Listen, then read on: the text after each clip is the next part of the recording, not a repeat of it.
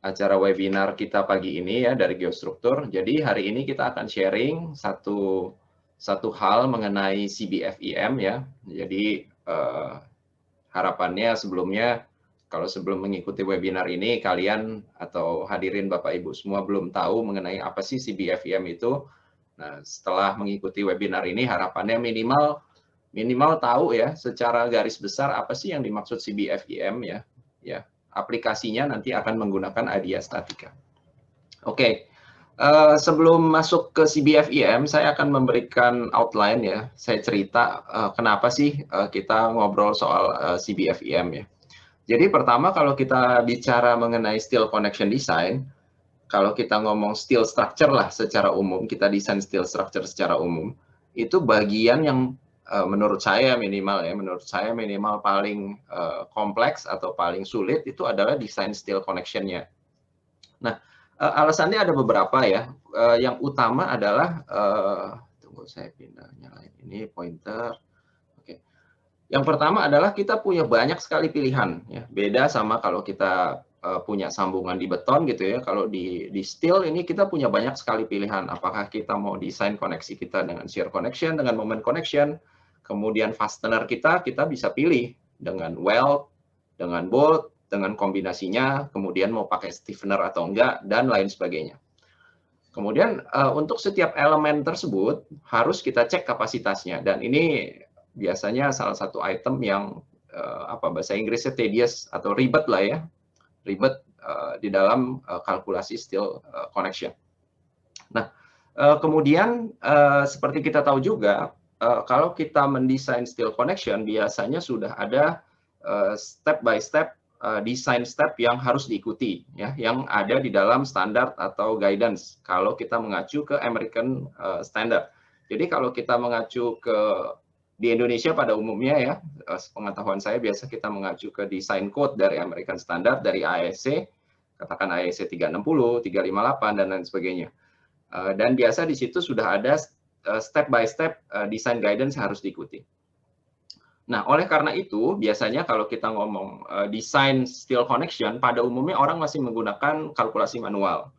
Nah, kalaupun menggunakan software, biasanya software-software tersebut sudah strict memiliki tipe-tipe connection yang mereka bisa desain. Nah, kenapa? Karena setiap tipe connection itu, kalau kita mengacu ke American Standard, biasanya sudah ada guidance step by step design connection-nya. Nah, oleh karena itu, kalau kita punya tipe koneksi tertentu yang sedikit berbeda dari desain standar atau bahkan jauh berbeda dari desain standar, biasanya setiap company ya, atau setiap konsultan biasanya sudah punya standar drawing dari steel connection mereka masing-masing.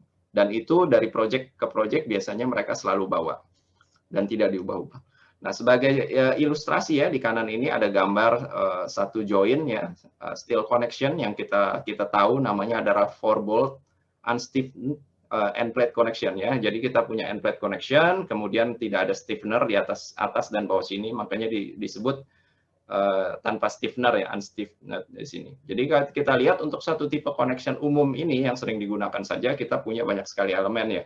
Jadi ada continuity plate-nya, ada weld-nya, ada bolt-nya, dan lain sebagainya.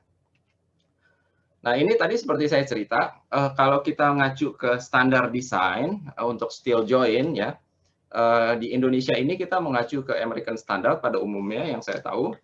Nah, ini biasa di US sana mereka ada yang namanya ISA Steel Design Guide. Nah, di Design Guide ini biasanya sudah diberikan itu cara-cara mendesain untuk setiap tipe connection tertentu yang standar ya.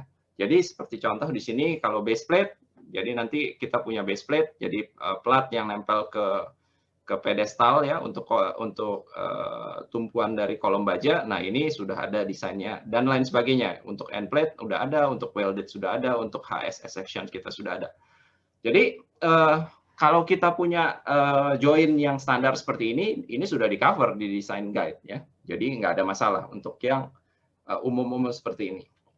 Nah, problemnya bagaimana kalau kita punya steel connection yang sedikit berbeda, misal dari klien meminta ada penggunaan, ada request khusus untuk penggunaan section tertentu, atau memang mau nggak mau kita harus melakukan perkuatan pada bagian tertentu.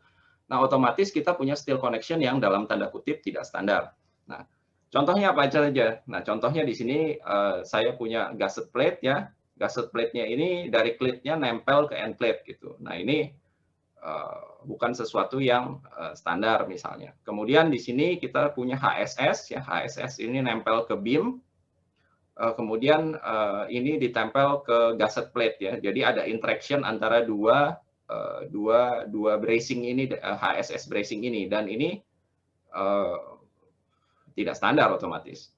Yang ketiga, contoh ketiga, kita punya kolom, incline column dengan ada bagian yang hollow pada joint shear-nya. Ini juga nggak standar. Jadi untuk connection-connection yang nggak standar ini, yang tidak secara eksplisit diberikan design guide-nya di dalam ISC Design Guide, itu tricky to design ya, karena tadi saya bilang tidak di cover di dalam design guide. Nah, alasannya kenapa itu difficult ya? Alasannya difficult utamanya karena join-join tersebut memiliki topologi. Topologi itu adalah bentuk ya, bentuk yang tidak standar. Yang tadi saya bilang tidak ada di dalam design guide. Nah, bagaimana kita bisa men-solve ini? Bisa men-solve join design yang tidak standar ini. Nah, disinilah diperkenalkan yang namanya component method. Nah, component method ini sebenarnya adalah suatu metode yang digunakan sama European Community. Jadi kalau tadi kita ngobrol soal US based standard yang diadopt di Indonesia. Nah, kalau European mereka ternyata punya cara sendiri untuk men-solve join design tersebut. Nah, caranya tersebut adalah yang kita kenal atau Anda akan kenal dengan nama component method. Nah, itu seperti apa? Nanti saya akan jelaskan. Nah, pada prinsipnya presentasi hari ini saya akan bagi menjadi 3 bagian. Pertama mengenai komponen metode tersebut, yaitu yang digunakan oleh European Community. Yang kedua adalah kombinasi dari komponen metode dengan finite element yang kita kenal nanti dengan nama CBFEM. Dan terakhir adalah beberapa hasil results and hasil dari simulasi CBFEM beserta verifikasi yang sudah dilakukan. Jadi pertama kita masuk ke komponen metode dulu ya. Komponen metode itu apa sih? Nah, jadi kalau nanti saya berikan ilustrasinya, tapi secara definisi itu adalah suatu metode untuk mendesain koneksi dengan cara yang lebih general. Jadi prinsipnya setiap elemen yang bekerja pada suatu join itu di breakdown ya. Jadi misal saya punya kolom. Nah, kolom ini saat dibebani itu ada beberapa komponen yang mungkin bekerja ya. Misalnya pada kolom saja bisa saja yang bekerja ada shear-nya di kolom, atau dia mengalami tekan pada bagian webnya, atau mengalami tarik pada bagian webnya, atau bahkan mengalami bending pada bagian flange-nya. Nah, ini adalah contoh-contoh beberapa komponen yang ada di dalam kolom. Kemudian untuk bolt-nya, bisa saja dia mengalami tarik, otomatis bisa juga mengalami geser. Nah, pada prinsipnya komponen metode itu adalah metode yang tadi saya bilang membreakdown. Kalau kita punya suatu join, kemudian kita breakdown elementary basic komponennya, ya. Kemudian setiap basic komponen tersebut kita bisa cek strength-nya, bisa strength dalam compression, strength dalam tension, strength dalam shear, dan juga stiffness-nya. Nah, ini adalah potongan dari table 61 dari Eurocode 3 ya. Jadi metode komponen metode ini sudah terstandar di dalam Eurocode, khususnya ada di dalam Eurocode 3. Kalau mau baca sangat detail ada di section 1.8 Design of Joints di dalam Eurocode 3. Nah, di situ kita ada 20 basic components ya. Di dalam table 61 ada 20 basic components. Ada basic components untuk kolom, ada basic components untuk beam, untuk end plate, dan lain sebagainya. Nah, jadi tadi seperti saya bilang, kalau kita menggunakan komponen metode ini, design step-nya ada 3. Ya. Pertama, kita mengidentifikasi active komponennya. Kedua, kita evaluasi tadi strength dan stiffness-nya. Dan terakhir, kita lakukan assembly dari active components tersebut. Nah, ini adalah ilustrasi penggunaan komponen metode pada suatu end plate connection yang dibebani beban bending ya. Jadi kalau kita punya tadi ya ilustrasi gambar tadi, kita punya kolom, kita punya beam ya. Beam ini ditempel ke end plate, kemudian end plate ke kolomnya ini dikoneksi dengan bolt, diberikan beban momen.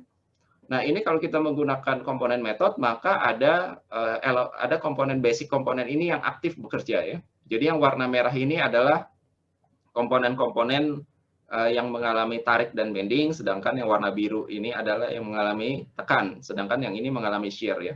Jadi seperti kita lihat di sini ada di bagian tension ini ada elemen yang berkontribusi menahan tension, elemen yang berkontribusi menahan tekan, dan elemen yang menahan shear. Dan seluruh elemen ini bekerja secara simultan ya, bekerja secara simultan. Oleh sebab itu, untuk analisis dari stiffness pada joint tersebut, kita bisa idealisasikan ini sebagai suatu spring yang bekerja secara bersama-sama. Nah, konkretnya seperti apa sih kalkulasi komponen method ini? Nah, saya akan berikan gambaran secara singkat bagaimana kalkulasi komponen methods ini dilakukan ya. Jadi pertama di sini kita punya dua section, HEB 140 dan IPE 220. Ini adalah Eurocode beam dan kolom ya. Kemudian kita akan coba bagaimana mengkalkulasi joint strength dan stiffness dari koneksi ini dengan menggunakan Eurocode ya. Secara cepat ya, saya nggak akan masuk detail kalkulasinya, tapi saya akan berikan ide bagaimana cara mengkalkulasi ini. Jadi pertama-tama kalau kita lihat di sini kita punya elemen apa saja. Di dalam ini kita punya elemen kolomnya, kita punya beam-nya, kita punya end plate-nya, kita punya bolt-nya ya. Kita punya bolt-nya yang lokasinya ada di dalam ya. Istilahnya ini inner bolt row. Oke. Nah, dari sini pertama yang kita harus lakukan adalah mengkalkulasi geometrical properties dari koneksi ini ya, geometrical properties dari koneksi ini. Jadi tadi kita punya ada 4 elemen untuk basic components-nya ya. Ada kolom, beam, bolt dan end plate. Nah, kita harus mengkalkulasi geometrical properties dari masing-masing elemen tersebut. Sebagai contoh untuk kolom, kita perlu menghitung shear area dari kolom. Shear area dari kolom ini adalah kira-kira bagian web dari kolom tersebut. Kemudian kita ada geometrical properties M dan E di sini ya. Dan kita bisa kalkulasi juga unit moment resistance-nya. Jadi kalau kita mungkin Anda belum familiar dengan Eurocode ya, tapi di Eurocode itu sifat formulasinya sangat preskriptif ya. Jadi semua formulanya sebenarnya udah dikasih.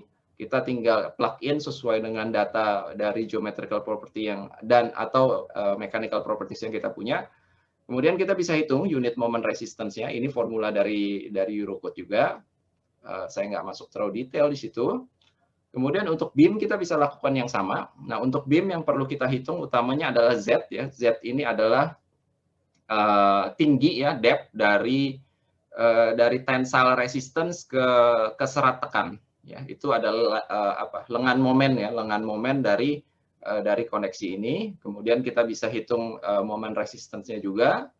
Setelah itu untuk end plate kita bisa lakukan hal yang sama. Kita perlu menghitung geometrical properties-nya. Kemudian kita bisa hitung unit moment resistance-nya juga untuk end plate. Nah, untuk end plate ada tambahan yang harus kita hitung, yaitu ada lambda 1 dan lambda 2 ya. Jadi ini adalah geometrical properties yang diperlukan untuk mengkalkulasi nanti beberapa komponen tertentu yang terkait dengan end plate ya. Jadi idenya sebenarnya baik untuk kolom maupun end plate yang mengalami bending itu kalau di dalam Eurocode mereka mengidealisasi itu sebagai T-stub flange ya. Jadi T-stub flange ini nanti kita harus cek kapasitas dari T-stub flange ini. Jadi ada beberapa komponen yang diidealisasi sebagai T-stub flange ini, yaitu column flange in bending, dan satu lagi end plate ini, in bending juga. Untuk bolt straightforward, jadi kita bisa cek kapasitas tensile resistance-nya, yaitu dengan formula ini ya. Shear resistance-nya juga straightforward dengan formula ini. Sebenarnya formulasinya kalau kita lihat ini relatif mirip ya, kalau dengan ISC, cuma di sini ada partial safety faktornya dan angkanya sedikit berbeda. Kemudian kita bisa cek juga elongation length ya di sini ya, panjang ya, dari boltnya yang aktif bekerja ya sebenarnya. Jadi itu 4 elemennya, tadi ada kolom, ada beam, ada end plate, ada bolt. Nah kemudian kita bisa mengecek, setelah itu kita bisa mengkalkulasi kapasitas dari masing-masing komponen ya. Jadi tadi kita lihat ada sekitar 8 komponen ya, kalau saya balik lagi ke gambar yang di sini. Nah, di sini ada 1, 2, 3, 4, 5, 6, 7, 8 komponen ya. Jadi idenya kita harus mengecek kapasitas dari masing-masing komponen ini gitu ya.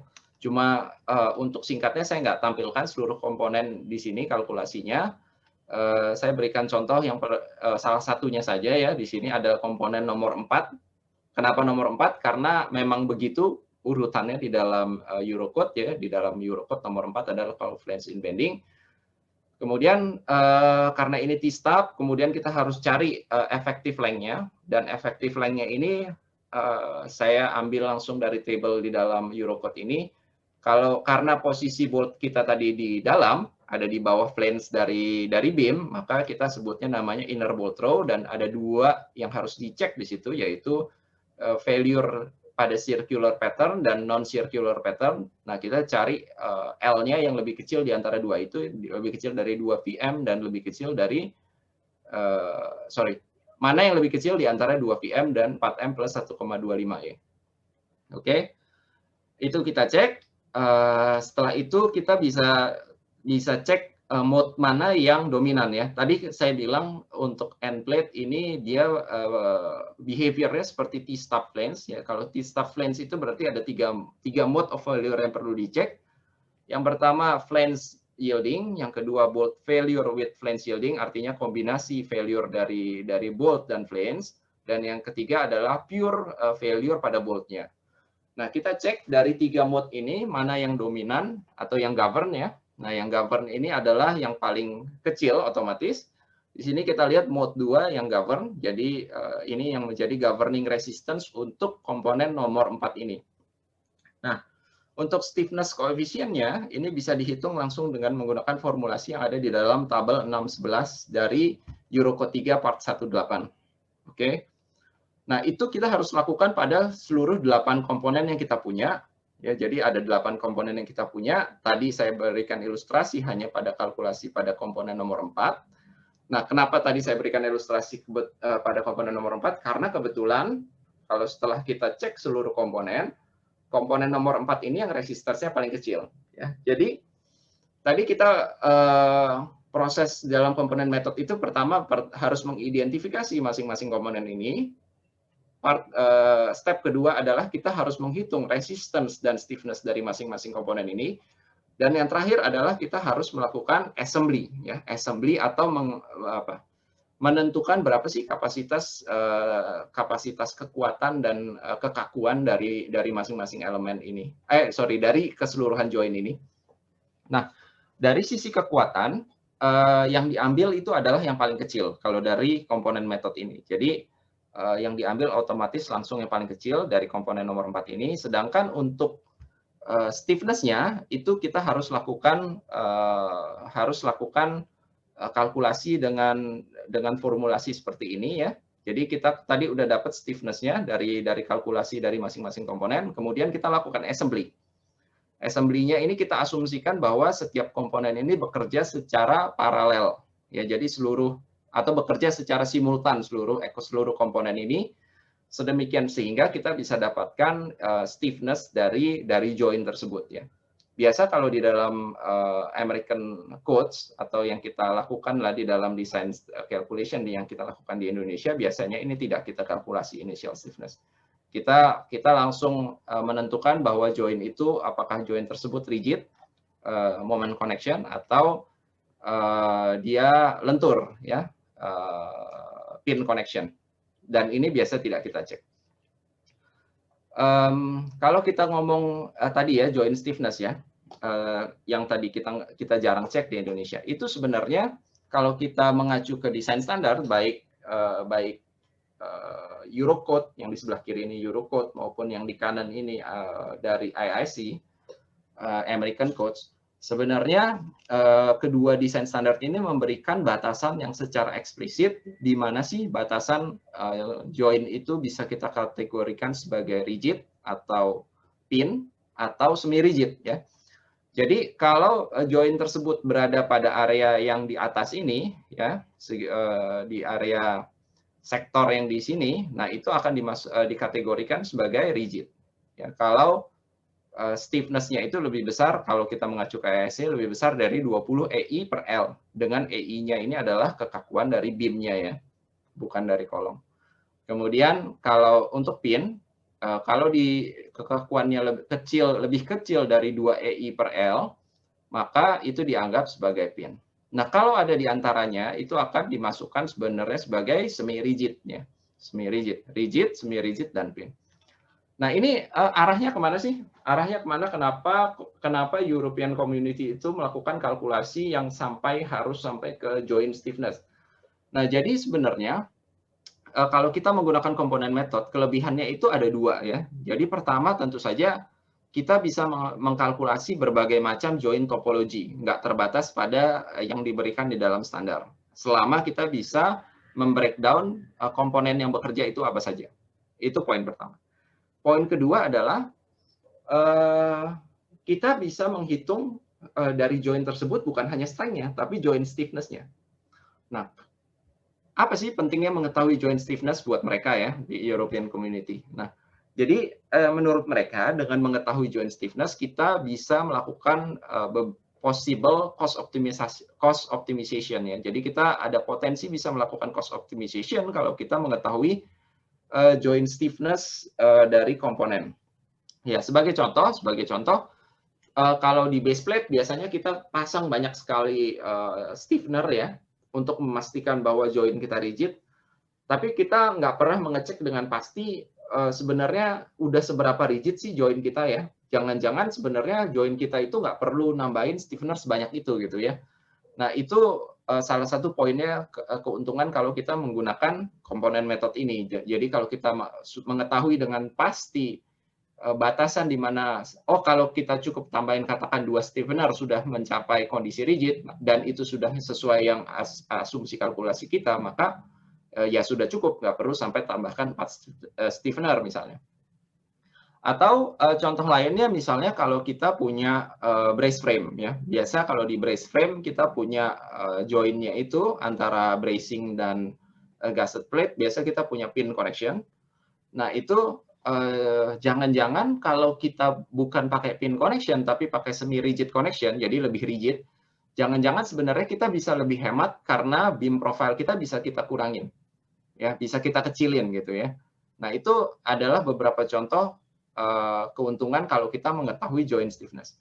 Nah, tapi kelemahannya dari komponen metode ini apa? Nah, otomatis yang pertama adalah analytical works-nya tadi seperti saya ilustrasikan tadi, analytical works-nya itu panjang ya, dan itu nggak baku, tergantung dari tipe connection-nya ya. Kalau tentu saja kalau tipe connection-nya beda, basic components-nya yang harus dianalisis akan berbeda. Jadi tadi saya tulis di sini ya, setiap joint type atau setiap tipe koneksi, setiap topologi dari suatu koneksi yang berbeda itu perlu dibuat modelnya masing-masing. Dan terakhir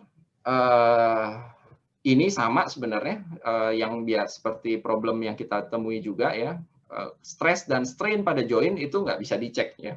Jadi kalau kita punya join, biasanya kita cek apa? Bolt-nya, kapasitasnya, apakah dia sobek atau enggak. Jadi limit kapasitasnya ya, biasa kalau di desain standar. Tapi kita nggak tahu dengan pasti interaction antar komponen maupun stres yang ada di dalam pelat, baik di beam maupun di kolom, itu apakah masih within range of material capacity. Nah, itu kita nggak bisa cek dengan pasti dengan menggunakan komponen method. Nah, kalau Anda mau tahu lebih detail mengenai komponen method, mungkin perlu baca dua standar ini, Eurocode 3, baik part 1.1-nya maupun part 1.8-nya. Nah, itu mengenai komponen methods.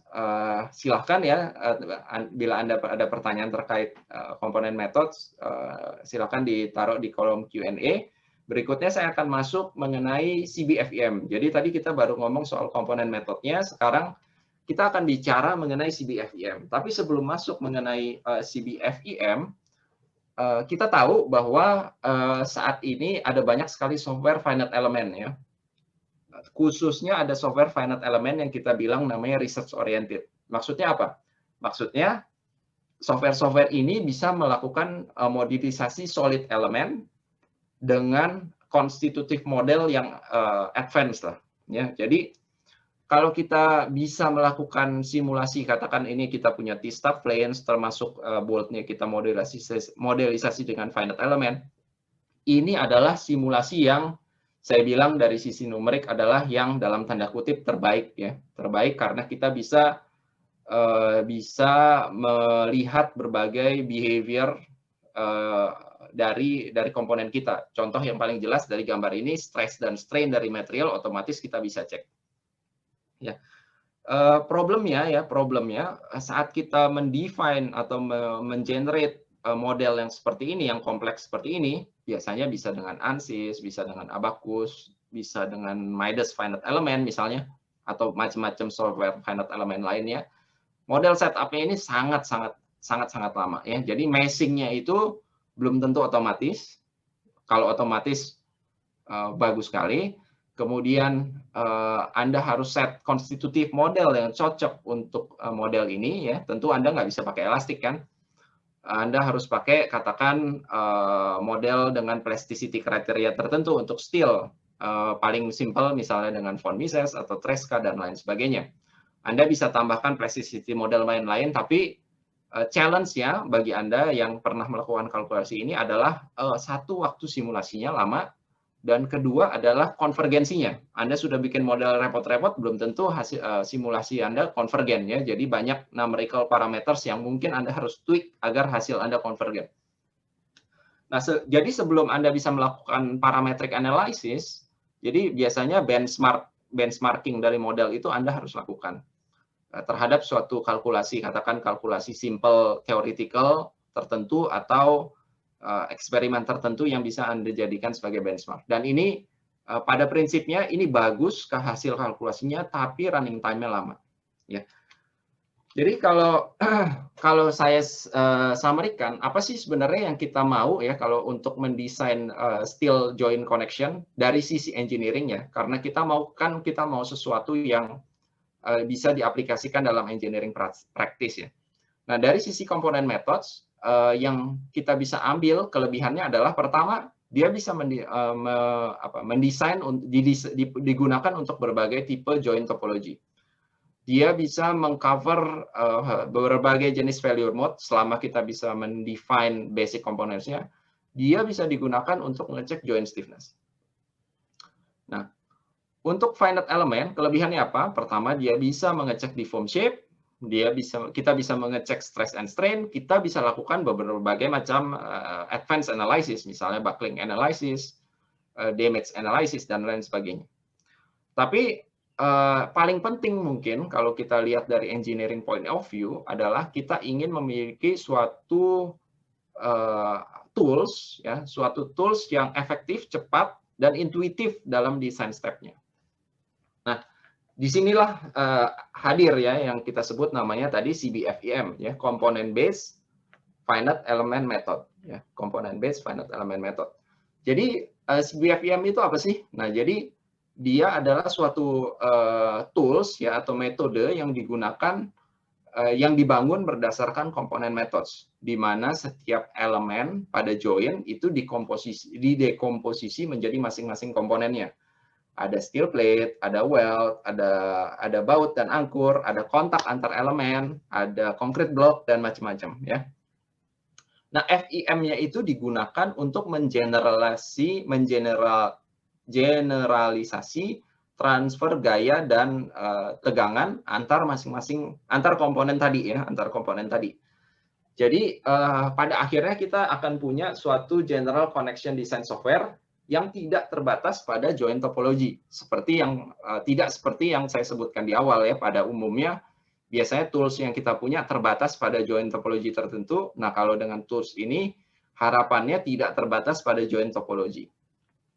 Nah, ini sebagai gambaran singkat ya, ini adalah metode yang sangat baru ya, sangat baru. Risetnya itu baru dibuat mungkin sekitar di tahun 2015-2016an ini. Dan metode ini baru dipatenkan oleh pembuatnya tahun lalu di 2020 ya. Jadi CBFEM ini suatu hal yang masih sangat baru, dipatenkan pembuatnya baru tahun lalu, US patent-nya baru keluar.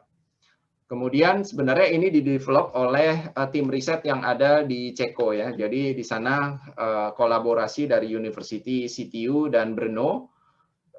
Kemudian mereka berkolaborasi dengan suatu software company yang namanya Ideastatica untuk melakukan untuk membuat tools ini ya, untuk membuat tools ini. Nah, sekarang saya akan cerita lebih detail tools ini cara bekerjanya seperti apa sih. Jadi kalau kita lihat komponennya ya, jadi di sini ada komponen basic components-nya. Jadi saya akan coba jelaskan masing-masing komponennya ini isinya seperti apa sih ya. Jadi pertama kita punya steel plate yang merupakan shell element.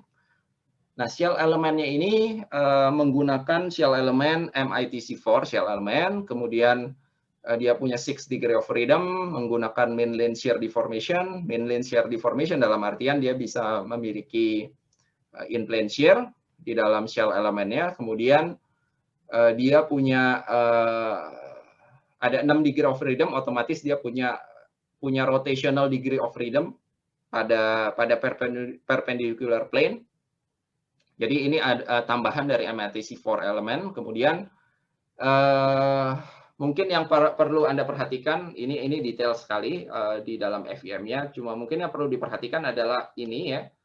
Jadi output-nya nanti di dalam shell element yang kita punya adalah stress. Dan stress yang ditampilkan pada tools ini adalah shear stress. Lebih tepatnya von Mises stress.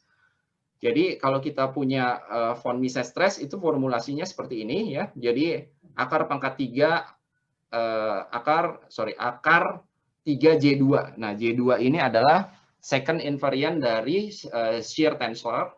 Jadi kalau kita breakdown formulanya jadi seperti ini, di mana SIJ ini adalah deviatoric tensor dari shell element ini. Anda nggak perlu pusingin, pada prinsipnya yang perlu Anda pegang adalah hasil outputnya ini adalah shear stress ya. Dan shear stress ini yang nanti kita bisa bandingkan dengan batasan stres dari material. Batasan stres dari material ini, katakan kita punya steel A36, batasannya berapa KSI atau berapa MPa, nah itu yang bisa dibandingkan dengan shear stress yang kita punya, angka shear stress yang kita punya. Nah ini untuk stress strain dari materialnya, pada prinsipnya dia menggunakan bilinear elastoplastic material dengan strain hardening, ya. Jadi kalau kita punya real material ini mungkin yang warna merah ini, nah yang disimulasikan di sini adalah yang bilinear ini ya. Jadi initially waktu elastik dia punya stiffness-nya E, kemudian pada saat plastik E-nya itu diambil 1/1000-nya ya, tapi masih ada increase seperti ini sedikit gitu ya, nggak diambil plateau sama dia. Oke. Kemudian dari sisi meshing-nya, meshing-nya ini fully automatic. Kemudian termasuk untuk subdivision-nya di sini sudah diambil yang dalam tanda kutip yang paling efektif ya. Efektif maksudnya seperti ini, paling efektif. Misalnya kita punya beam dan kolom yang nempel seperti ini, kemudian di sini subdivision-nya udah otomatis diambil sebanyak nilai tertentu, misalnya 8 ya. Kenapa diambil 8? Karena misalnya di sini dari hasil simulasi yang bervariasi seperti yang ditampilkan dalam garis biru ini, kita bisa lihat bahwa kalau subdivision elemennya semakin banyak, meshing-nya semakin rapat ya maksudnya. Jadi kalau semakin ke kanan ini meshing-nya semakin rapat, maka hasilnya akan semakin konvergen ke suatu nilai resistance tertentu. Nah, seperti dapat dilihat pada gambar ini, kalau kita subdivision-nya cukup sampai 8 saja, perbedaan dengan hasil yang konvergen ini hanya 5%-nya. Jadi ini akan memberikan trade-in antara speed of calculation dan good results ya. Jadi diambil ini. Tapi kalau Anda mau ganti dengan menggunakan jumlah elemen lebih banyak, bisa-bisa saja gitu. Jadi ada setting yang Anda bisa ubah untuk membuat meshing yang lebih rapat. Ya. Untuk meshingnya ini termasuk untuk di sekitar lubang bolt ini sudah otomatis, jadi Anda nggak perlu pusing-pusing soal meshing lagi, kecuali Anda ingin mendapatkan hasil yang lebih dekat ke nilai konvergenitas tertentu untuk steel plate-nya. Kemudian yang menarik di sini adalah antara setiap plate ya. Jadi misalnya di sebelah kiri ini kita lihat ini adalah detail pada, menurut saya sepertinya ini base plate ya. Detail pada suatu bagian base plate, kemudian kita punya kolom, ada stiffener-stiffenernya gitu ya. Nah, kita bisa lihat di sini bahwa density dari masing-masing plate ini diambil bervariasi ya. Jadi tidak diambil density dari nodes-nya ini diambil sama. Nah, untuk memastikan konektivitas dari elemen yang tidak ketemu nodes-nya ini ya. Kalau biasa kita bikin model katakan di Solware apa di SAP 2000, di StatPro gitu. Biasanya nodes-nya kita bikin semuanya harus ada ketemu ya. Intersection, kalau enggak dia lepas. Nah, di sini untuk memastikan dia ada transfer of force, di sini digunakan suatu metode yang namanya multi-point constraint ya. Ini untuk memastikan adanya kontinuitas dari force deformation transfer yang ada di dalam interface pada edge dari plat yang ini dengan plat di sana, kemudian dari plat ini dengan plat di bawahnya dan seterusnya ya. Nah, kelebihannya dengan menggunakan metode ini tadi seperti saya sampaikan, densitas atau kerapatan dari mesh ini bisa kita sesuaikan untuk setiap plate sesuai dengan memang kebutuhan kita ya. Dan tidak kita nggak harus menggunakan fully intersecting nodes antara elements, plate elements ya, dengan menggunakan MPC ini. Kemudian tadi kita ngomong satu hal mengenai shell-nya ya, mengenai plate-nya. Kemudian untuk weld-nya seperti apa? Weld-nya itu prinsipnya sama ya, menggunakan shell elemen juga dan menggunakan tadi ya, mirip seperti tadi menggunakan multi-point constraint ya. Jadi sebenarnya kalau untuk memastikan kontinuitas dari elemen ini cukup dengan multi-point constraint, tapi karena stiffness-nya ini juga harus ada tambahan. Jadi pada interface ini kan kalau kita punya weld, otomatis kita punya stiffness tambahan karena ada elemen tambahan di situ. Nah, itu sebabnya weld elemennya ini, equivalent weld elemennya tetap ditambahkan di sini. Nah, tapi Anda nggak perlu pusing dengan detail ini. Kalau di dalam tools yang digunakan, sebenarnya kita cukup berikan informasi si weld-nya ini tebalnya berapa sih? Nah, itu yang penting sebenarnya. Itu saja cukup. Tapi what happens behind the simulation ini ya. Jadi ada equivalent weld shell element, kemudian ada multi-point constraint dan lain sebagainya. Tapi pada saat Anda melakukan input di dalam modeling, paling Anda hanya ditanyakan posisi weld ini dari titik mana sampai mana, kemudian tebalnya berapa. Oke. Itu untuk weld. Kemudian untuk bolt ini disimulasikan dengan menggunakan fan model. Jadi kalau di finite element model yang 3D solid element seperti ini, tapi kalau di dalam model ini kita menggunakan fan model. Jadi kita punya spring, kemudian ada spring yang seperti kipas di sini, makanya disebut fan model. Nah, di sini prinsipnya digunakan non-linear spring. Nanti saya kasih ilustrasi konstitutif modelnya seperti apa. Oke. Nah, ini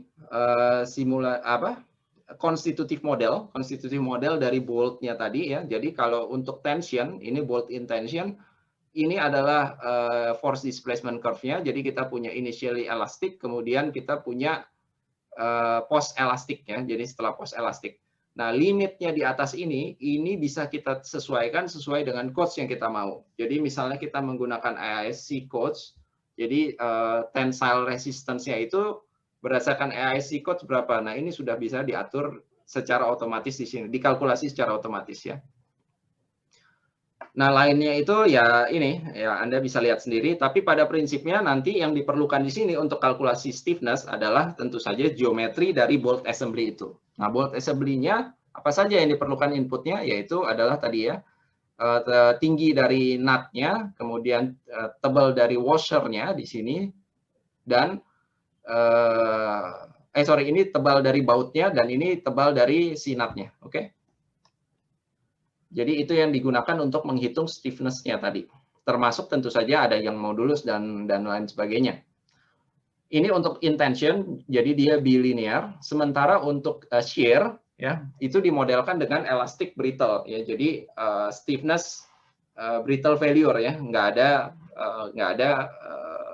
ada bilinearnya kalau untuk shear.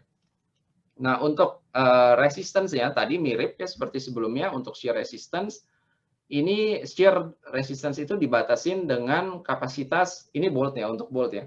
Ini kalau kita ngambil acuan ke IC, ini formulasinya, dan ini sudah diaplikasikan secara internal di dalam tools ini. Kemudian untuk bolt bearing and tear out resistance, di mana kalau misalnya kita punya load dari arah sini, otomatis kita harus mengecek si pelatnya ini kapasitasnya masih oke apa enggak ya. Jadi nggak boleh cuma ngecek boltnya, kita harus cek plate-nya juga. Khususnya ini untuk snug tight connection atau kita bilang shear connection. Kita harus cek yang pertama adalah bearing resistance-nya.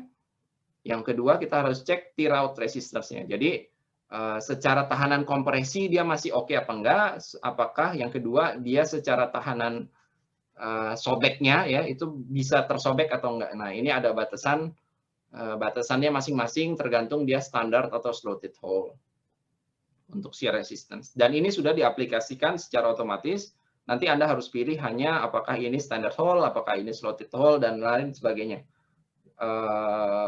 Tapi untuk kalkulasinya ini sudah diimplementasikan di dalam tool ini. Kemudian untuk kalkulasi clear distance-nya ini juga sudah diaplikasikan secara otomatis ya. Jadi biasanya untuk kalkulasi item-item tertentu seperti tadi, seperti ini ya, seperti tear out resistance kan kita harus tahu ini panjang clear distance-nya ke free edge-nya ini di sini.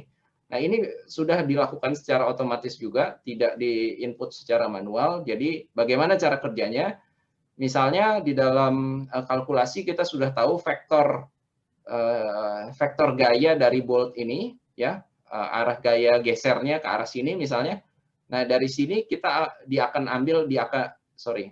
akan diambil oleh program ya, oleh tools ini mengambil n-nya ini ya,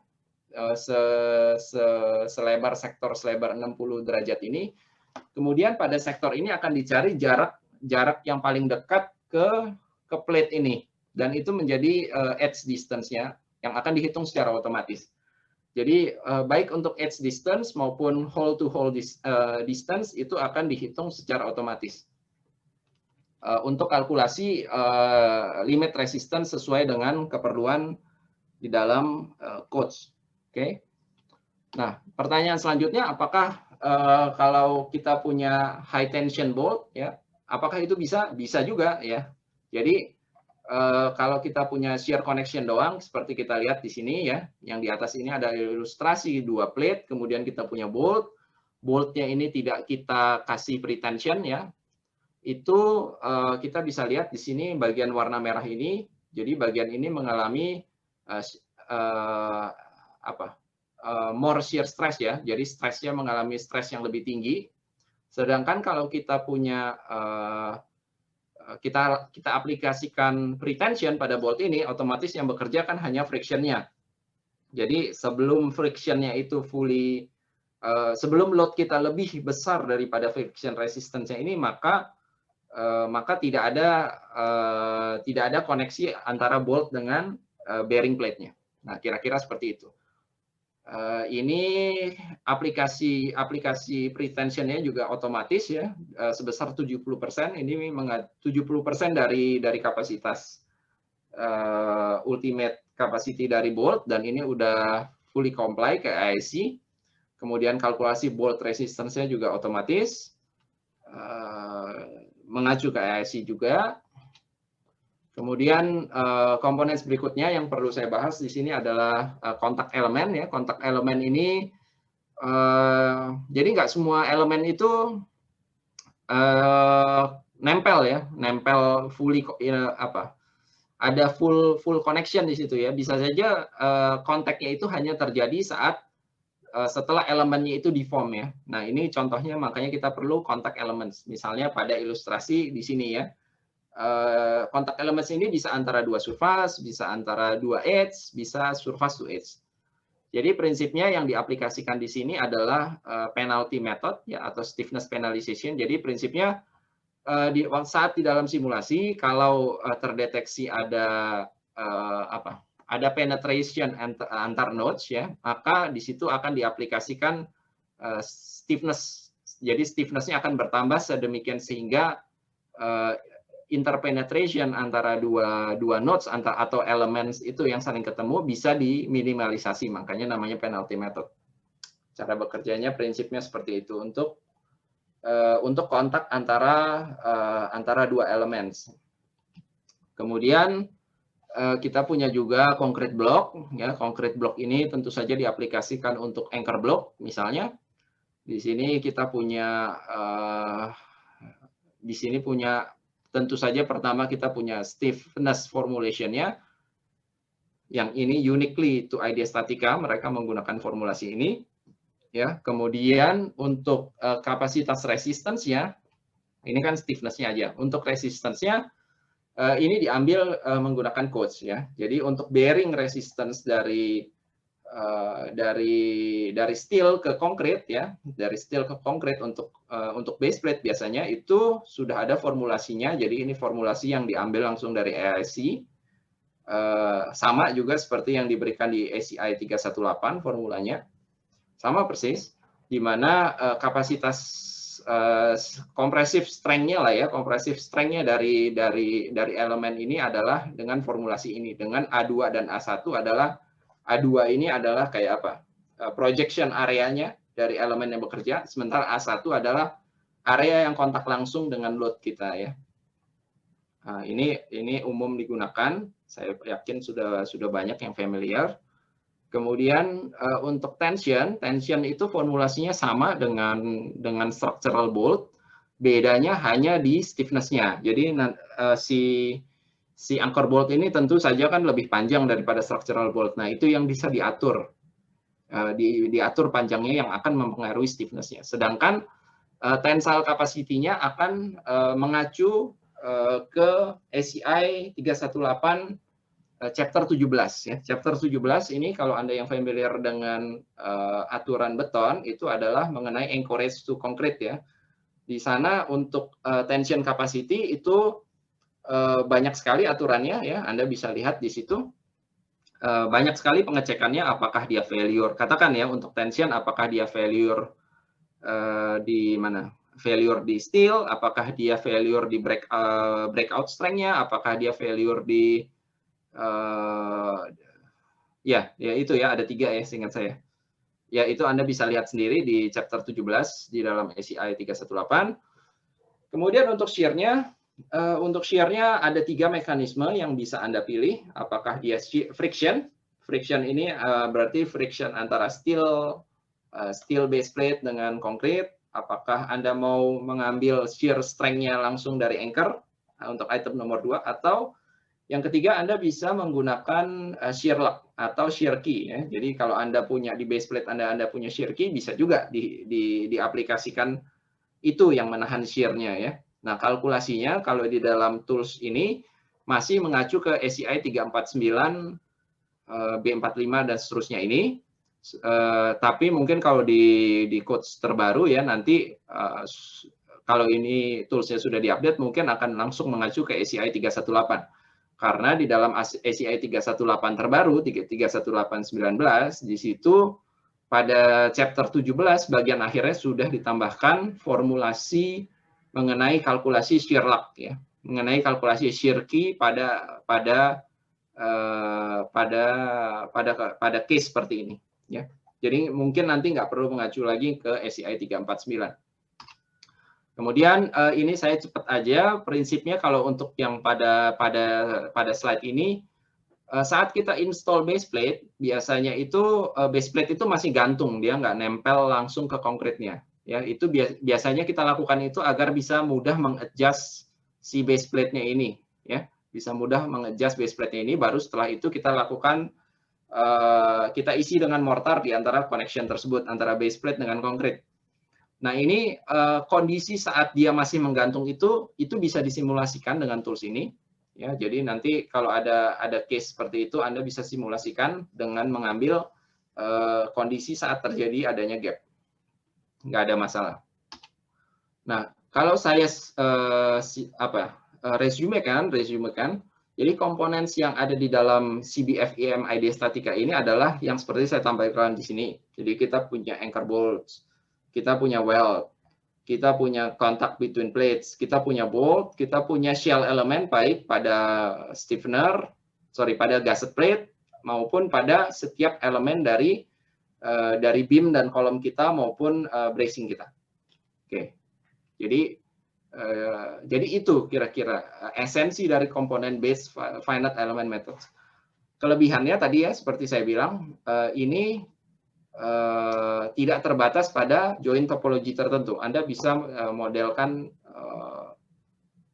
sesuai imajinasi Anda, ya, sesuai imajinasi Anda. Ini resumenya ya. Jadi untuk setiap komponen ini kita bisa melakukan pengecekan item-item yang tadi saya sebutkan, dan reference code yang sudah diaplikasikan juga sudah ada. Jadi fully comply ke AIC, atau kalau Anda lebih prefer pakai Eurocode karena sebenarnya developer dari ini mereka bikin sebenarnya untuk European market ya. Itu bisa juga gitu. Nah, tapi kalau Anda prefer, karena saya yakin di Indonesia lebih prefer dengan American Standard, jadi yang saya tulis di sini adalah dari AIC dan ACI utamanya, ini bisa ya. Sudah fully comply ke situ. Kemudian terakhir bagian ketiga, mungkin saya akan cepat saja beberapa hasil results dari simulasi dengan menggunakan tools ini dan beberapa hasil verifikasinya. Oke. Nah, ini yang tadi saya udah bilang tadi ya, kita bisa melakukan simulasi pada tools ini. Kita bisa cek interaksi antara semua member, bisa cek stress strain-nya, running simulation time-nya juga relatif cepat ya. Kemudian bisa ngecek joint stiffness. Dari joint stiffness otomatis kita bisa punya moment curvature dari suatu connection, dan dia comply ke codes yang commonly used. Oke. Ini contoh hasil simulasinya. Kita punya beam, kemudian ini ditempel, ada ini nempel ke suatu kolom tertentu ya dengan continuity plate. Nah, kita bisa lihat stress strain dari koneksi ini ya. Kita bisa lihat stress strain dari koneksi ini dengan proses modeling yang relatif sangat cepat, dan simulation time-nya juga relatif sangat cepat. Kemudian kita bisa cek tadi buckling, kita bisa cek ya. Jadi kalau kita punya slender plate tertentu pada connection kita bisa mengecek apakah ada potensi buckling pada elemen kita atau enggak ya. Jadi ini contoh beberapa hasil simulasinya kalau kita melakukan evaluasi buckling analysis pada elemen kita. Kemudian kita bisa melakukan stiffness analysis ya. Jadi dengan stiffness analysis ini otomatis kita bisa mendapat moment curvature curve dari suatu joint. Jadi pada gambar ini kita punya dua joint, yang satu rigidly welded dan yang di kanan ini semi rigid joint. Kita bisa lihat bahwa di joint yang di kiri ini sambungannya ternyata rigid, yang warna hijau ini ya, sambungannya ternyata rigid karena lokasinya ada di sebelah kiri garis warna kuning ini ya. Sementara di sambungan yang di kanan ini dengan tipe koneksi seperti ini, setelah ditambah end plate dan bolt, ternyata sambungannya itu malah masuk ke dalam kondisi semi rigid ya. Jadi kalau di sini rigid, ternyata yang di kanan ini menjadi semi rigid gitu ya. Jadi kalau dengan menggunakan tools ini kita bisa mengidentifikasi dengan pasti apakah joint kita itu masih rigid atau enggak ya. Enggak ada keraguan lagi bahwa apakah joint kita ini masih dikategorikan rigid atau jangan-jangan sudah semi rigid sih gitu ya. Itu dengan ini kita bisa mengecek dengan pasti bahwa joint kita itu memang rigid atau ternyata sudah jadi semi rigid. Nah, untuk verifikasi dan validasi saya hanya akan berikan beberapa ilustrasinya ya secara holistik saja di sini. Untuk lebih detailnya mungkin harus membuka buku ini ya, buku dari Pak František Wald ya. Jadi dari buku ini beliau ya tadi dari Ceko tadi ya, beliau sudah mendokumentasi beberapa case yang digunakan untuk verifikasi dan validasi. Nah, strategi yang mereka lakukan untuk melakukan verifikasi dan validasi karena ini adalah metode baru, jadi mereka strateginya adalah melakukan comparison. Comparison baik dengan hasil eksperimen, comparison dengan hasil numerik dengan elemen hingga, atau melakukan comparison dengan hasil dari komponen methods. Nah, ini adalah beberapa jenis tipe koneksi yang sudah dilakukan verifikasi dan validasi. Bisa nanti kalau tertarik bisa lihat di dalam buku ini. Kemudian ini beberapa contoh ilustrasinya. Jadi pertama kita punya solid element dan shell element. Kira-kira hasil kita lihat kontur warnanya sama ya, baik menggunakan fully 3D solid element maupun dengan shell element. Kemudian maaf saya cepat aja di sini ya. Pada prinsipnya saya cuma mau bilang hasilnya itu sudah mirip-mirip kok antara CBFEM ini dan tools lainnya gitu ya. Nah, ini comparison pertama untuk slender plate. Jadi mereka punya triangular horns yang sebenarnya slender plate. Ini dibandingkan hasilnya antara eksperimen. Pertama eksperimen dengan finite element terlebih dahulu. Hasilnya kira-kira mirip antara eksperimen dan finite element. Kemudian dibandingkan strength-nya antara dari finite element ke CBFEM ya. Nah, jadi ini finite element dan CBFEM kira-kira hasilnya kalau dia 45 derajat kan hasilnya sesuai ya gitu ya. Atau sama gitu. Nah, ini untuk slender plate, kemudian kita punya T-stub juga ya, T-stub element. Nah, di sini kita bisa lihat perbedaan antara finite element, CBFEM, dan komponen method yang kita bicara di awal. Jadi kita lihat ternyata kapasitas yang dihasilkan dari finite element itu relatif masih lebih tinggi daripada hasil dari komponen method maupun CBFEM. Tapi hasil CBFEM sangat dekat dengan komponen method, bahkan di bawahnya. Jadi secara umum hasilnya ini konservatif yang dikeluarkan dari tools ini.